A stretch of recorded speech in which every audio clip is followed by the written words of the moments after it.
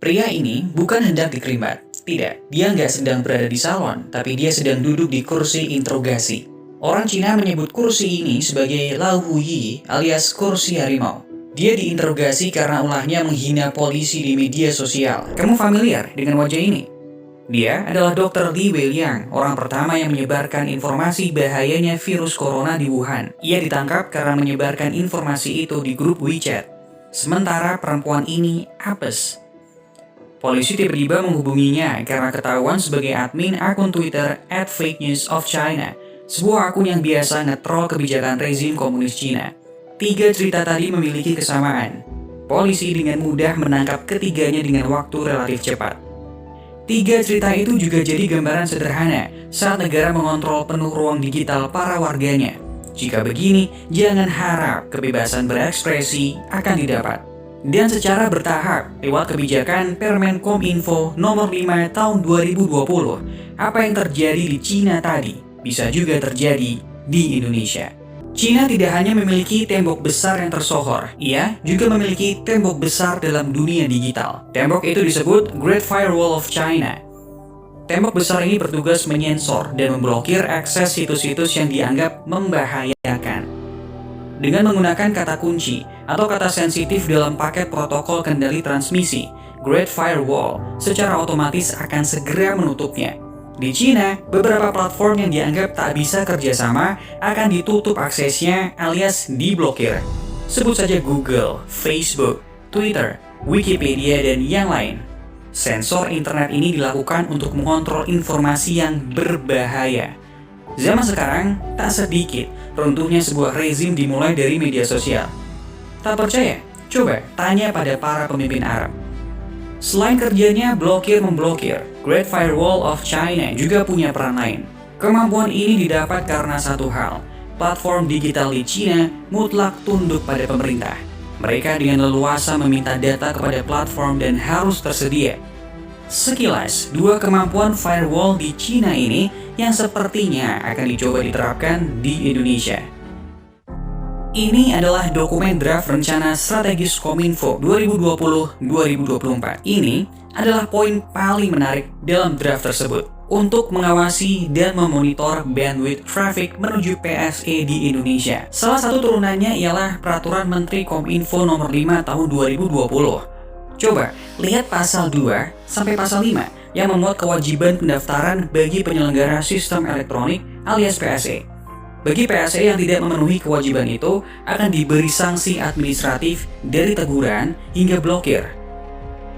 Pada pasal 9 ayat 3, frasa bias lalu muncul, PSE dilarang menyebarluaskan informasi dan dokumen elektronik yang dilarang. Salah satunya meliputi informasi ini, meresahkan masyarakat dan mengganggu ketertiban umum. Penggunaan klausa itu tidak memiliki definisi ukuran jelas. 2 hal itu rentan digunakan serampangan dan semena-mena. Pola blokir ala Kominfo berbeda dengan Great Firewall of China yang otomatis dilakukan mesin. Sistem sensor ala Kominfo dijalankan dengan membuat aturan blokir tanpa perintah pengadilan. Sebetulnya, Permen Kominfo nomor 5 tahun 2020 ini inspirasinya datang dari Jerman lewat Undang-Undang NetzDG tahun 2017. Undang-undang ini muncul untuk menghentikan ujaran kebencian dan disinformasi di platform media sosial akibat kebijakan Jerman yang membuka pintu bagi pencari suaka dari Suriah. Istilah tembok bisa mendengar ala-ala Great Firewall of China memang benar-benar terjadi. Bedanya, versi di Indonesia lebih simpel dan murah. Cukup kunci platform dengan aturan Permen Kominfo, maka semuanya akan tunduk memberikan data apapun dengan dalih penegakan hukum. Ini contohnya, PSE wajib memberikan akses data, lalu lintas, dan data pengguna jika diminta aparat penegak hukum. Yang lebih mengerikan, dalam pasal 39 ada ruang bagi aparat penegak hukum untuk mendapat akses langsung yang disproporsional terhadap sistem elektronik. Padahal di ayat 4 tidak eksplisit membatasi adanya akses langsung. Akses tak terbatas pada sistem elektronik ini yang ujungnya membuka potensi penyalahgunaan wewenang yang lebih besar.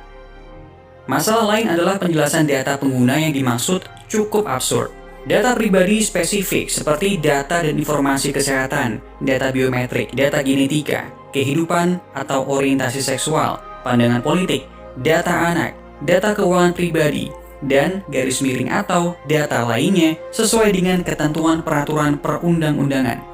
Cakupan data pribadi ini terlalu berlebihan, khususnya bagian orientasi seksual dan pandangan politik yang terkesan tendensius dan patut dipertanyakan.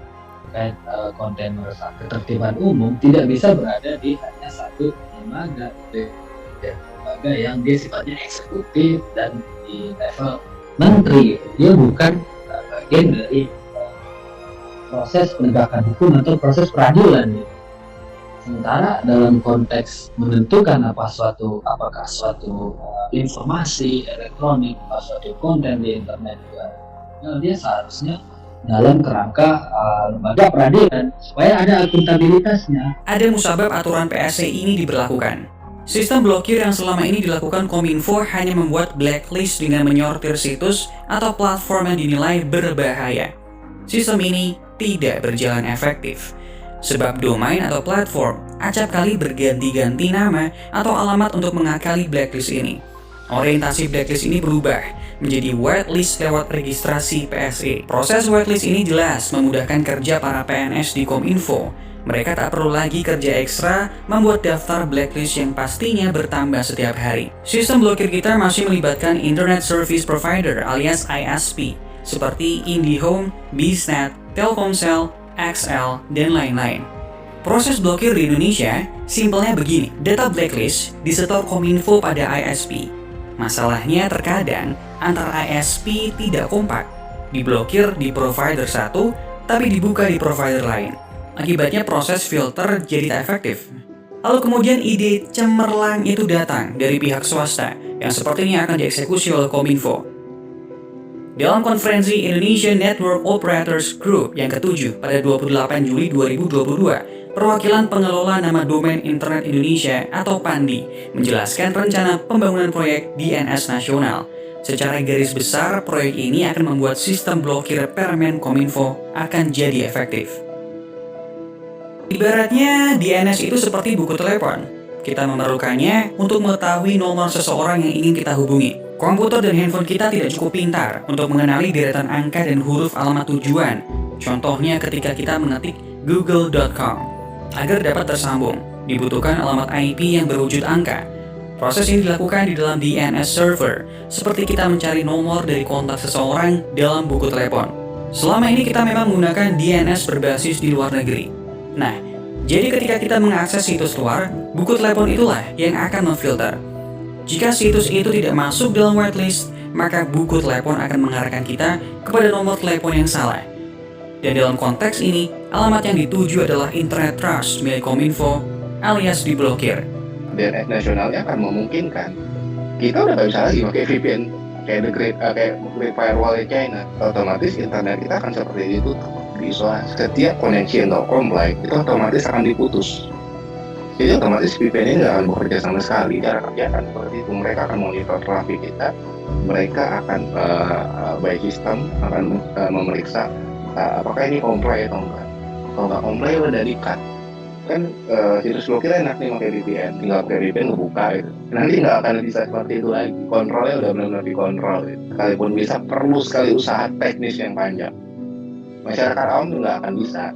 Kita dari komunitas ya, kita sebenarnya komunitas ingin membuat satu DNS, ya satu DNS Indonesia tadi melengkapi juga dari yang sebelumnya mungkin Kominfo sudah buat trust positif dan kita lengkapi terus sehingga ke depan DNS Indonesia harapannya bisa menjadi satu DNS rujukan untuk masyarakat Indonesia. Jadi kalau misalnya nanti ke depan apakah mau dimakan peraturan pemerintah, ya sah-sah juga enggak ada yang masalah sih. Tapi jadi kalau memang kita ngomongin kayak Great Wall China itu udah negara ya menurut saya. Kalau Great Wall China dan itu udah bahasanya udah kepentingan negara banget. Kalau mau ngomongin itu kayaknya saya pikir terlalu jauh bagi kita karena memang mungkin nanti hanya memfilter hal-hal yang memang udah sepatutnya dilarang oleh negara yang di Indonesia gitu. Yang harus kita perhatikan apa? Digital intelligence, ya, economic intelligence, industry intelligence, bukan saja politik dan defense intelligence. Itu yang harus kita siapkan. Itu mungkin keunggulannya Tiongkok.